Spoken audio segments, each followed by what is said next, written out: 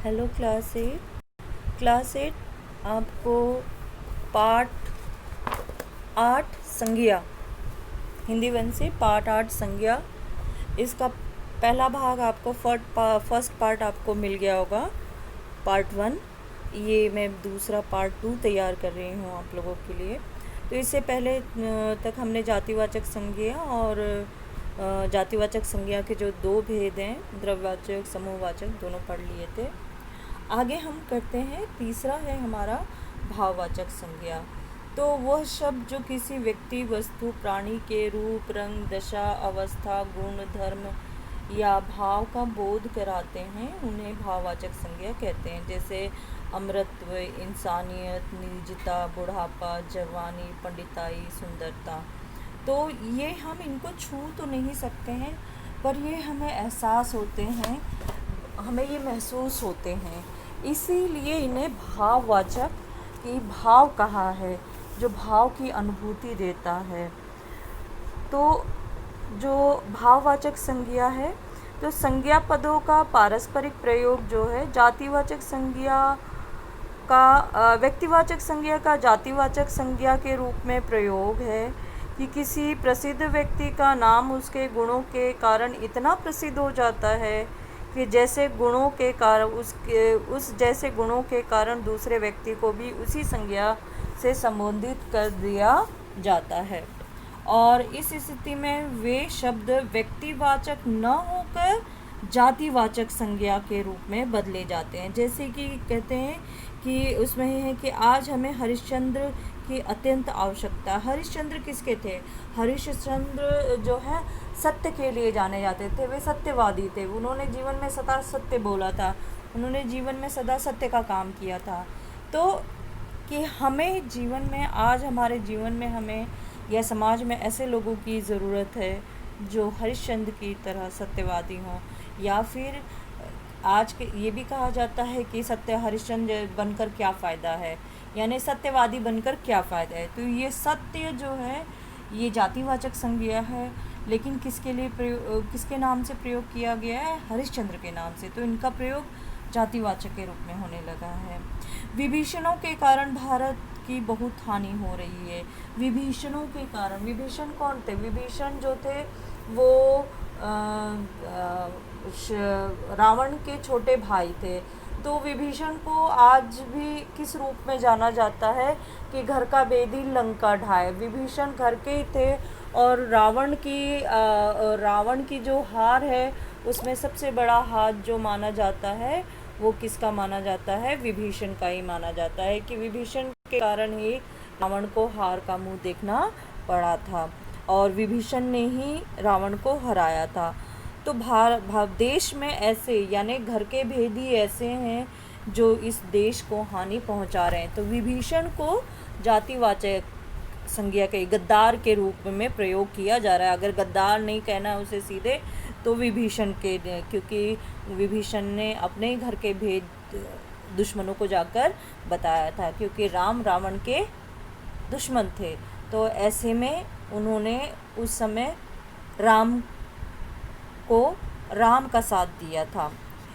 आगे तीसरा एक नाम आता है जयचंदो। जयचंदो ने देश की खुफिया जानकारी विदेशियों को देकर खतरा बढ़ा दिया है। जयचंद कौन थे? आपको मालूम है कि उनका जयचंद जो थे, जो इनसे अलेक्जेंडर ने जब भारत पर आक्रमण किया था तो उस समय राजा, क्या नाम था उनका?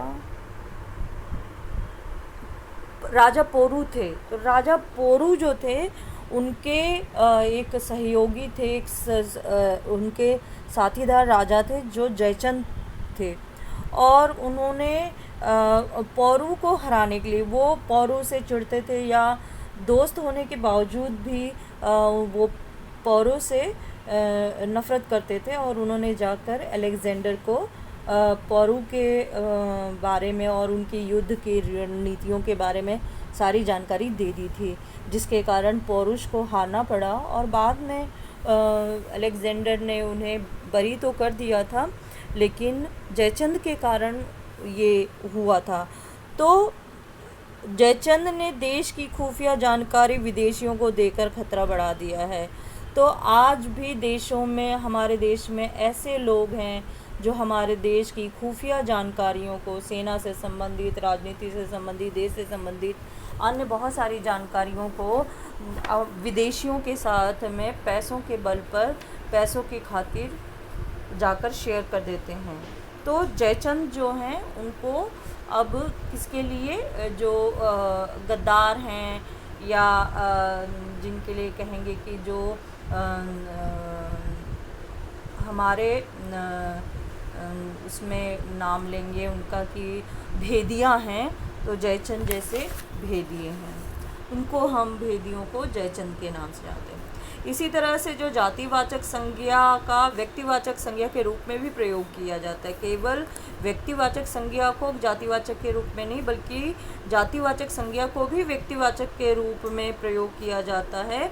कई बार कुछ जातिवाचक संज्ञाएं जो होती हैं किसी व्यक्ति विशेष या स्थान विशेष के लिए रूढ़ हो जाता है, मतलब उसको प्रदर्शित करता है वो। ऐसी स्थिति में वे जाति का बोध न कराकर केवल एक व्यक्ति या स्थान का बोध कराते हैं। जैसे पुरी की पवित्रता जग प्रसिद्ध है। कौन सा है? जगन्नाथ पुरी। तो पुरी की पवित्रता जगत प्रसिद्ध है। अब पुरी जो है वो क्या है, इसमें जातिवाचक है पूरी, लेकिन नाम किसका? पूरी। अब बोलेंगे तो पूरी में बहुत सारे पूरी शब्द के लिए आते हैं, लेकिन ये पूरी केवल जब भी नाम लिया जाता है तो वो जगन्नाथ पुरी ही प्रदर्शित होता है। महात्मा जी ने अहिंसा का पाठ पढ़ाया। तो महात्मा जी ने अहिंसा का पाठ पढ़ाया। महात्मा जी तो बहुत सारे लोग रहे हैं, महात्मा के रूप में अनेक लोग जाने जाते हैं, लेकिन महात्मा जो है एक सभी साधुओं संतों के लिए प्रयोग किया जाता है। लेकिन जब हम महात्मा की बात करते हैं, महात्मा जी ने अहिंसा और सत्य का पाठ पढ़ाया है, तो ये सिर्फ और सिर्फ महात्मा गांधी जी के लिए होता है। तो इस तरह से महात्मा जो जातिवाचक संज्ञा है वो गांधी जी यानी व्यक्तिवाचक के संज्ञा के रूप में प्रयोग किया जाता है। नेताजी ने देश के लिए अपना सर्वस्व त्याग दिया। तो नेताजी तो नेता है, नेता तो जातिवाचक संज्ञा, क्योंकि सभी नेताओं को हम नेता कहते हैं, लेकिन यहाँ पर नेताजी जब भी आएगा तो सुभाष चंद्र बोस जी के लिए आता है। तो सुभाष चंद्र बोस ने देश के लिए सर्वस्व, तो यहाँ तो ये थोड़ी हो रहा है कि सभी नेता देश के लिए सर्वस्व त्याग कर देते हैं। केवल किसकी बात हो रही है यहाँ? सुभाष चंद्र बोस के द्वारा जो त्याग किया गया है उसके लिए बात की जा रही है। इस तरह से जो हमारा जातिवाचक संज्ञा है वो व्यक्तिवाचक रूप में प्रयोग किया गया है। तो अब तीसरा इसका भाग है कि भाववाचक संज्ञा शब्दों का जातिवाचक संज्ञा के रूप में प्रयोग। भाववाचक संज्ञा को जातिवाचक, देखिए जातिवाचक संज्ञा को व्यक्तिवाचक के रूप में किया गया है और भाववाचक संज्ञा को जातिवाचक के रूप में प्रयोग करते हैं, और व्यक्तिवाचक संज्ञा को जातिवाचक संज्ञा के रूप में, व्यक्तिवाचक संज्ञा को जातिवाचक के रूप में किस तरह से प्रयोग करते हैं, और जातिवाचक संज्ञा को व्यक्तिवाचक के रूप में कैसे प्रयोग करते हैं, ये हमने इसमें देखा। अब हम देखेंगे कि भाववाचक जो संज्ञा है उसको जातिवाचक संज्ञा के रूप में कैसे प्रयोग करता है। जातिवाचक संज्ञा का हमने बताया है आपको कि जातिवाचक संज्ञा वो है जो सभी के लिए एक रूप में प्रयोग करें। अगर हम गाय कहेंगे तो गाय वो सब जगह की होगी, कहीं की भी हो। हम गुलाब कहेंगे तो गुलाब हर जगह का होगा। हम मंदिर कहेंगे तो वो मंदिर सब जगह का होगा। लेकिन हम मंदिर में अगर शिव मंदिर जाना है तो शिव मंदिर बहुत सारे हैं। तो अगर कोई ख़ास नाम है, या हम कहें कि स्वर्ण मंदिर, तो स्वर्ण मंदिर हम जानते हैं कि केवल कहाँ पर है, स्वर्ण मंदिर जो हमारे चंडीगढ़ में है, वो उसके रूप में वो जाना जाता है। ठीक है ना। तो वो किस में आ जाता है? फिर व्यक्तिवाचक में आ जाता है। तो इसी तरह से जातिवाचक शब्द जो है वो व्यक्तिवाचक में प्रयोग होता है। यहाँ भाववाचक संज्ञा के बारे में बात की जा रही है। तो जब भाववाचक संज्ञा शब्दों का प्रयोग एक वचन के स्थान पर बहुवचन के रूप में होता है, एक वचन के स्थान पर बहुवचन के रूप में अगर हो रहा है तो वो जातिवाचक संज्ञा में बदल जाती है। जैसे कि दूरियां ही अपनेपन का एहसास कराती हैं। दूरी क्या है? ये दूरी एक भावना है कि मैं आपसे दूर हूँ, आप मुझसे दूर हैं, हमारी भावना है। तो दूरियां ही अपनेपन का एहसास कराती हैं। तो दूरी से क्या बन गया है? दूरियां बन गई है। तो ये जो है वो भाववाचक संज्ञा है जो उसको जातिवाचक के रूप में प्रयोग किया गया है। तो ये दूरियां किसी के लिए भी हो, ये दूरियां केवल सड़कों की दूरियां नहीं हैं, बल्कि एक दूसरे से न मिल पाने की जो भावना है हमारी, या हम एक दूसरे से नहीं मिल पा रहे हैं, या एक दूसरे से जो भी है, तो तब पता चलता है कि दूरियां जो हैं कौन किसको कितना याद कर रहा है और हमें किसकी कितनी याद आ रही है। ठीक है, तो इस तरह से ये किया गया है। और उसके बाद में है आजकल पढ़ाइयाँ मार देती है। आजकल पढ़ाइयाँ मार देती है। तो पढ़ाई जो है वो क्या है? भाववाचक संज्ञा है। और पढ़ाइयाँ जो हो गई हैं वो क्या हो गया है? जातिवाचक में आ गया है। तो पढ़ाई, पढ़ तो क्रिया है और पढ़ क्रिया से पढ़ाई भाववाचक संज्ञा बनाई गई है।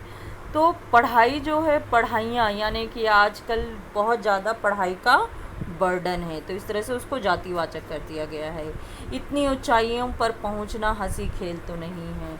ऊंची से क्या हो गया? ऊंचाइयाँ। ऊंच, ये जो एक ऊंच जो है ये क्या है? ये एक अवयव है और इस अवयव को ऊंची करके भाववाचक संज्ञा बनाई गई है। ठीक है, और ये भाववाचक संज्ञा जो है उसको जातिवाचक में प्रयोग किया है कि इतनी ऊंचाइयों पर पहुंचना हंसी खेल नहीं है। ऊंचाइयों का मतलब यहाँ पर उस भावना से है जो व्यक्ति ने ऊंचाइयों को प्राप्त किया है, अपने कार्य के द्वारा ऊंचे पद पे पहुँचे हैं, या अब मशहूर हुए हैं, या जो भी उन्होंने ज्ञान प्राप्त किया है, तो ये ऊंचाइयों को प्राप्त करना हो गया। ये खंबे पे चढ़ना या कुतुब मीनार की ऊंचाई के बारे में बात नहीं हो रही है। ठीक है बच्चों, तो ये तो यहाँ पर हो गया है। ये आगे भाववाचक संज्ञा बनाने के ये कैसे बनाए जाते हैं इसके बारे में हम करेंगे, क्योंकि आगे 9th-10th में आपको इसकी के ऊपर ज़्यादातर प्रश्न आएंगे। और ये भाववाचक संज्ञा कैसे बनाए तो ये भाववाचक संज्ञा जो हैं इनका करना बहुत ज़रूरी है। तो अगले वीडियो में मैं आपको ये भाववाचक संज्ञा जो हैं बनाना, ये इसका मैं आपको बताऊंगी। तब आप इसको ध्यान से याद करिएगा और उसी समय प्रश्न उत्तर भी मैं कराऊंगी। अभी जितना आपको बताया गया है पाठ को पढ़िएगा और अपना ख्याल रखिएगा।